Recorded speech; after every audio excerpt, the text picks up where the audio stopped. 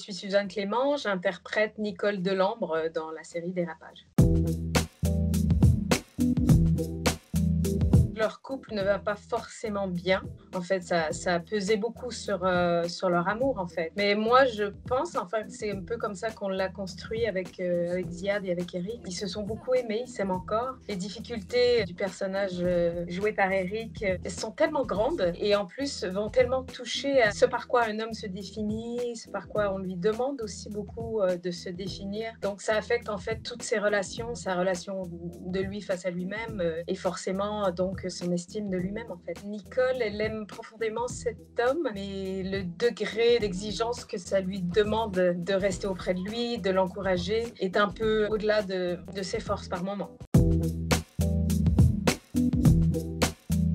Avec Ziad, ça a été marquant, ça a été déterminant un peu, parce que c'est vrai qu'à la lecture, Nicole, elle pouvait être un peu, oui, la femme d'eux, donc il fallait vraiment être certain qu'on aille chercher une femme qui a une entité à elle. C'est aussi un auteur, c'est quelqu'un qui écrit, qui passe beaucoup de temps à écrire, donc qui réfléchit beaucoup à la spécificité des choses, aux enjeux. Quand on pense à, entre autres, l'insulte, c'est vraiment disséquer un enjeu social, un code de vie. Et donc voilà, au niveau même de voilà, je parle d'autre chose, mais de la cinématographie, je trouve que la série est très belle. Et je trouve qu'elle donne justement une espèce de regard sur le couple aussi, qui a rendu l'expérience pour moi beaucoup plus intéressante. Après, Eric, pourtant moi j'ai joué au foot très longtemps, j'avais pas suivi toutes les péripéties d'Eric Cantona, le footballeur, mais j'ai rencontré l'humain. Franchement, ça a été une très belle rencontre. Je trouve que c'est un partenaire de jeu formidable, investi, hyper touchant. Il y va, quoi. Comme dans tout dans sa vie, je pense, il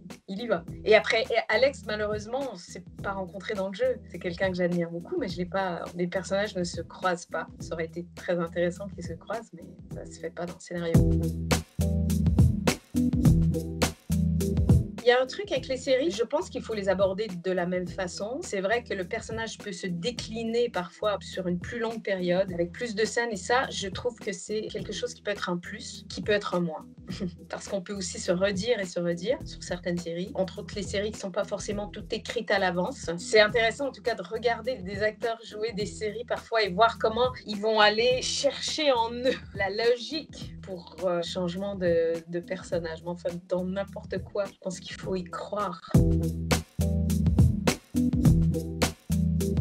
Dans Dérapage, il y a une scène qui a été très chouette à tourner avec Eric dans l'appartement des Delambre. C'est une scène qu'on a fait caméra à l'épaule qui suivait enfin tout un parcours dans l'appartement, dans les corridors. Et donc, comme c'était un plan séquence et que la caméra devait nous suivre et tout ça, c'était hyper chouette à tourner. Oui, ça c'est un beau souvenir. La prise qui a été la bonne, c'était peut-être la 12e ou je sais pas. Et il y a eu un espèce de truc général et comme en plus Ziad est très expressif, il y avait vraiment un truc de victoire qui était cool.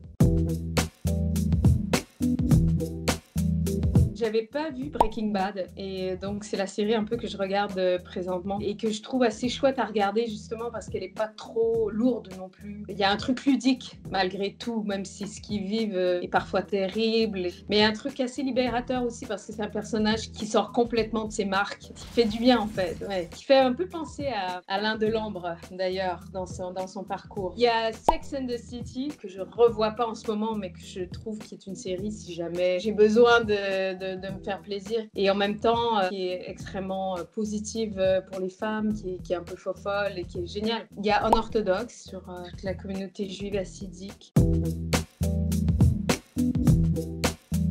Au cinéma québécois, il y a un film qui s'appelle Antigone de Sophie Desrasques, qui est une jeune réalisatrice très talentueuse. Le film est hyper bien et la jeune actrice qui joue une version moderne d'Antigone, elle s'appelle Naïma Ricci et elle est formidable. J'avais vu aussi avant le confinement à Paris Chanson douce et je trouve que la performance de Karine Viard est audacieuse et géniale. Au Québec, il y a Monia Chokri, qui je trouve a fait un premier long métrage qui est vraiment jouissif à regarder, à voir. Il s'appelle La femme de mon frère. En France, il y a Emmanuel Berco, que j'admire beaucoup, Maïwen. Il y a Julie Bertuccelli aussi, que j'aime beaucoup. à l'international, on va dire. Il y a Andrea Arnold, il y a aussi celle qui a fait Top of the Lake et qui a fait la pianiste Jane Campion.